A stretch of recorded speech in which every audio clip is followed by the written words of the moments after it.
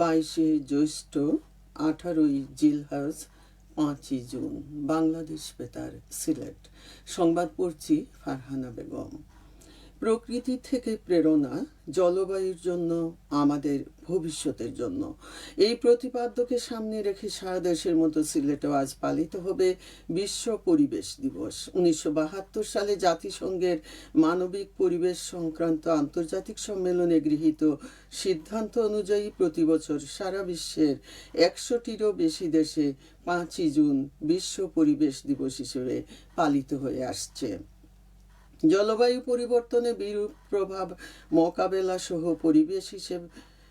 পরিবেশ বিষয়ে সর্বাত্মক সচেতনতা সৃষ্টি হচ্ছে দিবসটির উদ্দেশ্য। দিবসটি উপলক্ষে বাংলাদেশ সরকার এবং বিভিন্ন পরিবেশ ও উন্নয়নমূলক সংগঠন নানা কর্মসূচি গ্রহণ করেছে।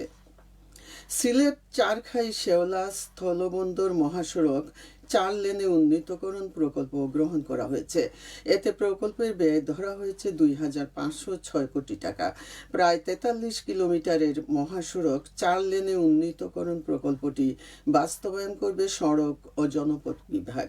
প্রকল্পের আওতায় ভূমি অধিগ্রহণ, মাটির কাজ, পেভমেন্ট নির্মাণ, পরামর্শক সেবা, কালভার্ট, সেতু, flyover, overpass, underpass, foot overbridge, পথচারী পারাপার, টোল প্লাজা নির্মাণ সহ এই মহাসড়কের উভয় পাশে ধীর গতির 2টি সার্ভিস লেন করা হবে। প্রকল্পের কাজ সম্পন্ন হলে সিলেটের বিয়ানীবাজার, দক্ষিণ সুরমা, গোলাপগঞ্জ, কানাইঘাট, জকিগঞ্জ এবং মৌলভীবাজার জেলার বড়লেখা, জুড়ি ও কুলাউড়া উপজেলাবাসী উপকৃত হবেন। কৃষি উদ্যোক্তা মেলা শুরু হয়েছে সিলেটে। জেলা স্টেডিয়ামের মোহাম্মদ আলী জিমনেশিয়ামে 3 দিনব্যাপী এই মেলার উদ্বোধন করেন বিভাগীয় কমিশনার মোহাম্মদ মশিউর রহমান। অনুষ্ঠানে সভাপতিত্ব করেন কৃষি বিপণন অধিদপ্তরের উপপরিচালক জুলিয়া জেসমিন মিলি। এ সময় বক্তারা বলেন, মানুষের বাঁচতে হলে প্রথমে প্রয়োজন খাদ্যের, যা কৃষি খাত থেকে কৃষকের মাধ্যমে সরবরাহ করা হয়ে থাকে। কৃষির উন্নয়নে সরকার যথাযথ উদ্যোগ নিয়েছে। সেই সঙ্গে কৃষকদের জীবনমান উন্নয়নে কৃষক কার্ড প্রদান সহ নানা ধরনের পরিকল্পনা গ্রহণ করা হয়েছে। কৃষক তাদের উৎপাদিত পণ্যের যাতে ন্যায্য মূল্য পায় সেটা নিশ্চিত করা হবে। অনুষ্ঠানে বিভিন্ন সরকারি ও বেসরকারি দপ্তরের কর্মকর্তা, উদ্যোক্তাগণ ও ইলেকট্রনিক প্রিন্ট মিডিয়ার প্রতিনিধিগণ উপস্থিত ছিলেন। আইন শৃঙ্খলা রক্ষা সভা অনুষ্ঠিত হয়েছে গতকাল মৌলভীবাজারের রাজনগরে। উপজেলা পরিষদে অনুষ্ঠিত সভায় প্রধান অতিথি ছিলেন সংসদ সদস্য এম নাসির রহমান। সভায় বক্তারা বলেন, নারী ও শিশু নির্যাতন, মাদক, চাঁদাবাজি সহ সব ধরনের অপরাধের বিরুদ্ধে সরকার জিরো টলারেন্স ঘোষণা করেছে। এই ব্যাপারে প্রশাসন ও আইন শৃঙ্খলা রক্ষাকারী বাহিনীকে আরও কঠোর হতে হবে। এছাড়া সভায় খাল খনন সহ সরকারের চলমান প্রকল্প বাস্তবায়নে নিষ্ঠার সাথে দায়িত্ব পালন করার জন্য সকলের প্রতি আহ্বান জানানো হয়। সভায় প্রশাসন, আইন শৃঙ্খলা রক্ষাকারী বাহিনী ও উপজেলা পর্যায়ের সরকারি ঊর্ধ্বতন কর্মকর্তা, উপজেলা বিএনপির নেতৃবর্গ ও জনপ্রতিনিধিগণ উপস্থিত ছিলেন।